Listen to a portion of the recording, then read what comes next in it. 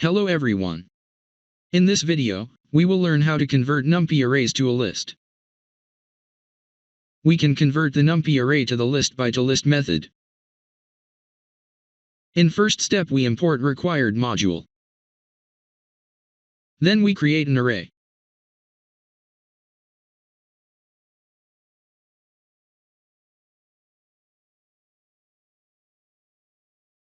To show array and class type we use print method.